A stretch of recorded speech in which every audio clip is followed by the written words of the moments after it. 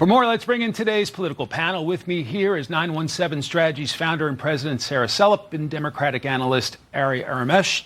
Welcome to both of you. Thank you. All right, so while many people were sleeping, the Senate was passing this blueprint. How significant, Sarah? Honestly, this is all anybody can talk about when it comes to politics. The Voteramas, that's nothing new. We're used to seeing the 2:30 a.m. Domino's orders, but to see something this big pass that late and wake up to such big news is insanity. Honestly, at the end of the day, when you talk about the staff, the clerks, the parliamentarians, those are not the elected people, but on the Hill, the members are the head and the staffs are the neck that turn the head. So you need to know about her. Ari, Democrats did not support it, but if this measure fails, would it mean a huge tax increase for the American people by the end of the year? Mike, is it the first time I agree with everything a Republican has said on your show? I agree with everything that Elizabeth said. This is a bill that passed so quickly, late at night. Now, let's put on our partisan hats. I think the tariffs that President Trump has put in place is going to hurt the economy. This is textbook left-wing protectionism. This is not free market capitalism. I think what DOGE is doing is going a little too fast, is doing things rash. A lot of people have lost their jobs. A lot of people with families, with children have lost their jobs. Not to mention, there are some important places that are getting cut and sacked without any sort of backup plan. Now, I want everybody to say what they feel and how they feel about DOGE, about these cuts, about people losing their jobs, about people losing their benefits, about thousands of veterans. You know, about a third of the 33% of the U.S. workforce, the government sort of workforce, are people with ties to the military. Sure. And a lot of those people are losing their jobs. So I want people to come on the record. On the other hand, let's be very honest. I try to be as fair here as possible. The Democratic brand, as you know, is not the most popular these days. So it's not exactly sort of clear how the Democratic Party and Democratic officials and those who seek elected office are going to take advantage of this come 2026. But if anything, if the past couple elections, Wisconsin and Florida, for that matter, are any sort of lessons, I think there is going to be some kind of a wave and a backlash to Trump policy so far. Sarah, it goes to the House now. We saw Chairman of the House Budget Committee, Jody Arrington, is not particularly impressed, says the Senate effort is not serious. Do we expect drama in the House? Speaker Johnson does have a couple more Republicans from Florida when this comes up. And that is so exciting. But honestly, at the end of the day, debate is productive on our end. We're finally past the center to the conservative infighting.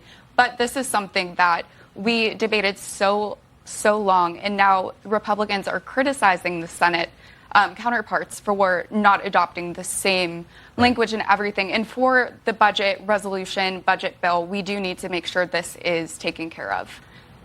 The country deserves it. We need the tax cuts. Let's get us back to the 2017 spending.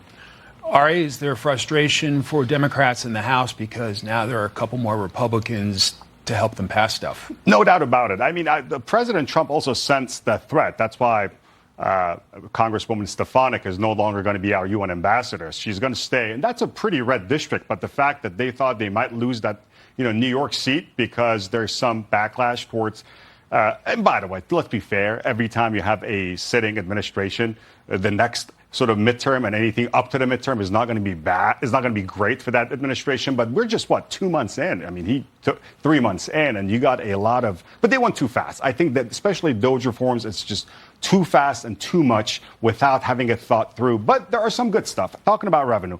Again, people are not necessarily against paying taxes. And I'm going to steal your quote, by the way, Elizabeth. I'm sorry, Sarah. People are against having their tax money spent incorrectly and in places that it doesn't belong. But here's what President Trump is doing, which I think is a great idea. And I don't say this often enough. He's doing that $5 million Trump gold card, green card. Now, this is just an idea. We have something called the EB-5 program, investor visas and so on and so forth, poorly managed over the course of the years. If this works out, if this manages to bring so many wealthy individuals who are just willing to spend $5 million in some government investment program and come here and set up their factories, I think that would be golden. Especially, again, I'm not for tariffs, but tariffs might mean that you got to bring your business here. If that means you got to bring your business here, that means you probably have to get a green card.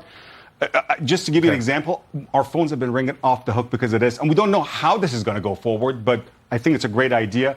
I think there's a lot of future for the gold card. Sarah, you heard him take a couple swipes at DOGE. Do you want to defend the effort to try to cut waste, fraud, and abuse? Absolutely. We need to see more of DOGE. And on that point, Democrats are going hardcore against Elon. We see this every day. It's all over the news.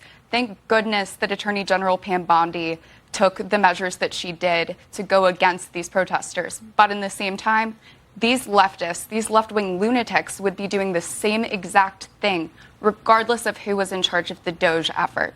This is exactly what we need. This is a national priority. Whether or not Elon stays much longer, he has an open floor seat right now for whenever he wants to leave, he can go. But we need to make sure that we are uncovering the waste, fraud, and abuse. Americans deserve it. Families deserve it. We need to see where our taxpayer money is going. All right. Spirited conversation. Sarah, Ari, thanks very much. Thank you.